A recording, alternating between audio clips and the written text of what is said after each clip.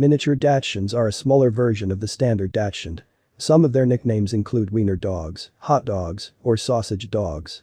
The dwarf dachshund is a lively sausage, always ready to save this world and its own owner to boot.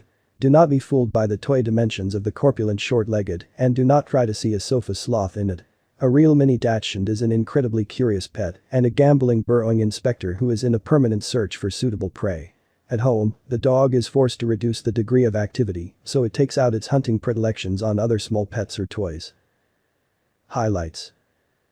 In the body of a mini dachshund, there is a creature with a strong character and self-esteem who is not averse to taking the place of the leader in your family. All dwarf dachshunds think of themselves as superheroes and bravely rush to protect the owner, even when the threat is insignificant. The breed is sensitive to temperature changes, so spending on a winter wardrobe for a mini dachshund is inevitable. Small animals for a miniature dachshund are potential prey, but it is quite possible to teach a dog not to torture a cat and other representatives of domestic fauna. The weak point of the breed is the spine, therefore, any jumps are strictly contraindicated for dogs, and in the junior age, independent descents and ascents of stairs, as well as lifting by the scruff of the neck.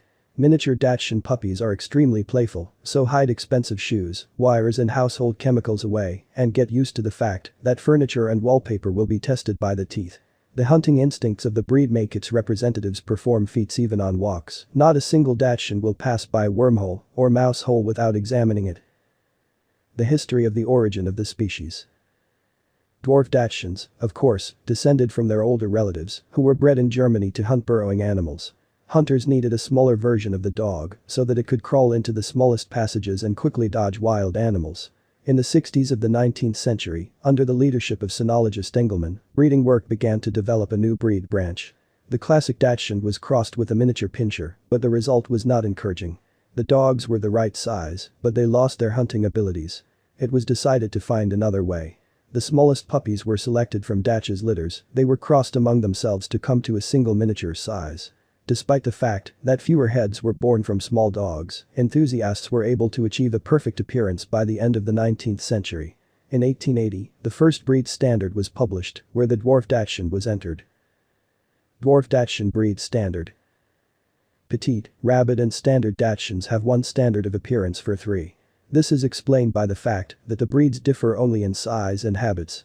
As an example, the optimal growth limits for the dwarf dachshund are 30 to 35 centimeters, which is at least 5 centimeters less than the standard one, but more than the rabbit variety. Otherwise, the representatives of the dwarf branch are as well fed as their relatives. An important proportional balance, the ratio of the height of the mini dachshund at the withers to the length of the body, should be at least 1:1.7. Head. The head contour is elongated, but not pointed.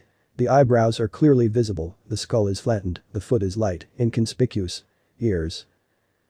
The ears of the dwarf dachshund are distinguished by a high landing. The auricle is very mobile, moderately elongated. Eyes. All dachshunds have medium-sized, oval-shaped eyes, noticeably distant from each other. The look is clear, energetic, friendly, without suspicion. Standard approved iris colors, from red-brown to black-brown. Unwanted eye tones are whitish, partially or completely blue. Nose.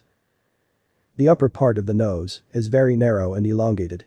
Lobe of normal size, developed. Jaws, lips, teeth. Moderately strong jaws swing open easily, revealing an extended mouth. The corners of the lips with an open mouth are located almost on the line of the eyes. The lips themselves are without dampness, elastic, completely hiding the lower jaw. The bite is correct, scissor bite.